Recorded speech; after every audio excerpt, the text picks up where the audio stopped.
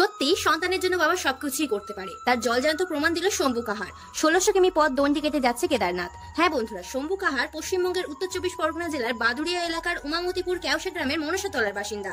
শম্ভু 27 বছর বয়সী এক বাঙালি শিবভক্ত। শম্ভু বাদুড়িয়া থেকে মানত পূরণের জন্য কেদারনাথের উদ্দেশ্যে বেরিয়ে পড়েছে। সে মানত করেছিল তার মনস্কামনা পূর্ণ হলে সে দণ্ডি কেটে কেদারনাথ যাবে শিবের দর্শনে। কিন্তু বন্ধুরা, শম্ভুর মনস্কামনাটি আসলে কি ছিল আপনারা কি জানেন? শম্ভুর কথায়, আমি কয়েক বছর আগে বিবাহ বন্ধনে আবদ্ধ হয়েছিলাম। আমার স্ত্রী দুইবার সন্তান সম্ভব হলেও কিছুদিন পর আমার সন্তান নষ্ট হয়ে গিয়েছিল। তাই তৃতীয়বার সন্তান আসার সময় আমি মহাদেবের কাছে মানত করেছিলাম আমার সন্তান সুস্থভাবে জন্মগ্রহণ করলে আর সুস্থভাবে বড় হলে আমি বুকে ভর দিয়ে কেদারনাথ যাব। আমার সন্তানের বয়স আজ 3 বছর, সে সুস্থ সবলভাবেই বড় হচ্ছে। তাই বাবা হিসেবে আমার দায়িত্ব মহাদেবের কাছে করা এই মানতটি পূর্ণ করা। ঠিক সেই কারণেই আমি এইভাবে কেদারনাথ যাত্রা শুরু করেছি। শম্ভুর কথায়, এই 1600 কিলোমিটার পথ দণ্ডি কেটে যেতে সময় লাগবে টানা 2 বছর। শম্ভুই শেখালো ভক্তি জামা কাপড় থেকে হয় না, ভক্তি হয় মনের গভীর থেকে।